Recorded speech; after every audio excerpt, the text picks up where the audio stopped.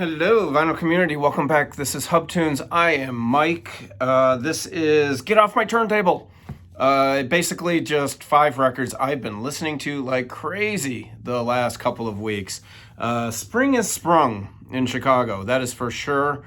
I have not been playing as much records as I usually do. Just the stuff going on, you know. The city's starting to wake up, and my garden is perking up, and I've been working out there, going for some walks along the beachfront, and going camping in a few weeks. So been real busy. I haven't been spinning a ton of records, but I do have 5 that I have pulled out over the last couple of weeks, and let's just go right through them. This is on, man, I love this album when it came out, and I saw him on this tour, and I think it was in Austin. He did it was either a South by Southwest show or it was an Austin City Limits after show. And this is Dan Auerbach from Black Keys. And I'm not the biggest Black Keys fan. I like them. I liked them when they first came out. I was like, oh, that's cool. A little different bluesy rock sound. I dug it. Not big into him anymore. But I like his solo records. This is, I believe, his first. I could be wrong. I think this might be his first solo record. Came out in 2009. And I like it. It's got the same vibe, obviously. I mean, he produces it, and he sings on it, and he plays guitar on it. So, yeah, it's still going to have that Black Keys vibe. But it's excellent. It's a really good record. And I like there's another solo album which I have, and also the band The Arcs. That's a full band. I think there's 4 guys in the band. He's the lead singer, and that sounds a lot less like the Black Keys. I highly recommend them. They have 2 records, I believe. The first one, I saw him tour with that. That was at the Beale Street Music Festival in Memphis, and he played that. They played that album, and they didn't have much else, so they just played the whole album, and it was really cool. It was really good. And their second album, they have a second record too. I forget the name of it, but it's really good also. But Dan Auerbach, his solo stuff, check it out. It's pretty cool stuff. I was listening to this the other day because honestly, I was looking for a record, and I saw the spine, and the spine of this always just, it sticks right out. And I really haven't listened to, when I first bought this last year, I think it was last year or the year before, I listened to it like crazy, and I put it away on the shelf, and it's one of those things that I haven't pulled it out since. So I was like, I'm gonna listen to that. And this is from Analog Africa. I've got a bunch of I'm not all in on Analog Africa.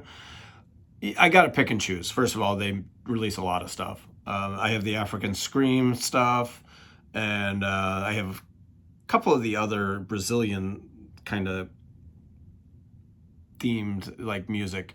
But this is basically Analog Africa. It's stuff from Africa, obviously.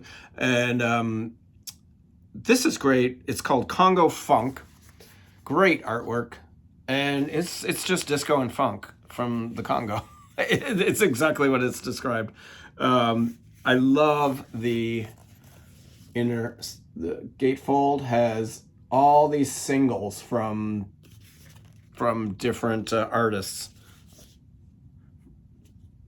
and really, really cool. Analog Africa does a terrific job. There's a nice little book in here, really nice sleeves, but it's disco. It's disco funk from the Congo, I think going up to 82. So it goes from 69 to 82. So obviously the 69, that's more funky, and then it moves towards disco. And it's really good. If it's still in print, check it out. It's really cool. I think you can actually stream this one. You can't stream all of their stuff, but that one, I'm pretty sure you can. Okay, don't laugh at me. Well, you can laugh at me. I don't give a shit. I make videos. You can laugh at me all you want. I'm an idiot. But I've been listening to I've actually only been listening to one song from this record. I have not been listening to the whole record, which, you know what, I probably could. But I'm loving Seals and Croft, Diamond Girl.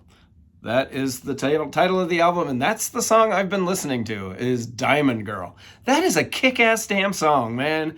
Anyone who shits on Seals and Crofts, get out of here. That is a great song. I love Diamond Girl, and I've been listening to it quite a bit lately. I don't know why. And it's so weird. They have like photos of like they're in like retro garb, like with babies, and I mean, I guess I'm assuming that's their children. James Seals, yeah, Joshua. I'm guessing that's his wife, but is that weird? I don't know if you can see that. It's just odd. And but yeah, Seals and Crofts, Diamond Girl. Check that song out and tell me I'm wrong, because that song kicks ass. This is one that I pulled out because I totally dig this guy, but he's kind of hit or miss. And I feel like he's been more miss lately than hit. But man, when this came out, I really dug this. This is Toro Emmoy, live from Trona. And I love the artwork. It reminds me of Pink Floyd, at Pompeii. We've all been talking about that record lately. But that's the cover. So they're just out in the middle of nowhere jamming. And he's kind of funk. He's funk, he's hip hop a little bit. He changes from record to record. Some of his records are very soulful. Some are straight on hip hop. Some are jazzy, funky stuff. But this is a cool record. It's on a really nice. It's on like a nice pink vinyl. And then the other side has red.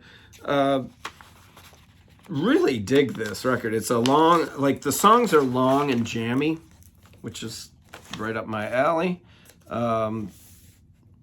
There's 4 sides, and side 2 only has 3 songs. Side C has 3 songs, so it's all kind of out there. You got Chaz Budnick on vocals, guitar, and Wurlitzer. Andy Woodward on drums, Patrick Jeffers on bass, Jordan Blackman on guitar, Andy Fierro on Rhodes, and Brejon Murphy congas. And it says here, 100 miles from everywhere. On April 26, 2016, Toro Emmoy traveled to the Trona Pinnacles in California and recorded a live concert film. You can hear that right now on this record. So it's cool. I mean, if you like funky, disco-y kind of jammy music, you probably like this. Like I said, his stuff is hit or miss for me. His older stuff is definitely more hit. This is one of them. I would definitely stream anything before just walking into a record store and buying a Toro Emmoy record. This record is perfect. And I talked about this band in my new releases from last month, I think it was, because I love this band, and they released an album in 2025, and it's okay. It's not great. It's not this album. And this is My Morning Jacket, Evil Urges. I think this is their masterpiece. It's absolute perfection in my eyes. Great packaging. I love the artwork. And it actually, I don't know if you can see that, but this is their best album. I like when My Morning Jacket gets a little funky. I like when they get a little weird. They're a solid country rock band, hard rock country band. Their first albums, they're kind of just, they could be 70, released in 76, 78 years, 79. They're just a great band. Musician-wise, they are solid as a rock. They're just, every one of them is top-notch. And Jim James' vocals, I think he's the most underrated singer in rock. I just love his voice. There's something about his tone and his pitch and just the way he sings. I absolutely love a Jim James song. And it could be on the new album, which I did a review of. It's okay. But there's some moments on there where I'm like, there he is. That's that vocal, that sound. And this album is filled with those moments. This album is perfect. Opens with Evil Urges, the title track. Rock on. Solid 5-star song. Touch Me, I'm Going to Scream is great. Highly Suspicious. I know some people don't care for it. I like it. I like when they get weird and funky. And then side 2, they opened with the single, which was I'm Amazed. Probably their most popular song, if you ask me. I would assume it's their most popular song. Then Thank You Too, Walkin', Two Halves. This thing's absolutely perfect all the way. I love this album, and I hadn't listened to it for quite a while until I listened to the new one, and that made me want to listen to this even more. It's great, and I totally dig it. So that's it. That's what's been on my turntable, my morning jacket, all that stuff, man. I'm gonna leave these out actually for a few more weeks because I feel like I haven't listened to them enough, especially the Toro Emmoy, because it is 2 sides, and I've been listening to it, but I wanna do it one more time before I put it back on the shelf, because we know what happens when we put our records on the shelves. We don't listen to them. So yeah, cool records. Thanks, guys. Talk to you soon.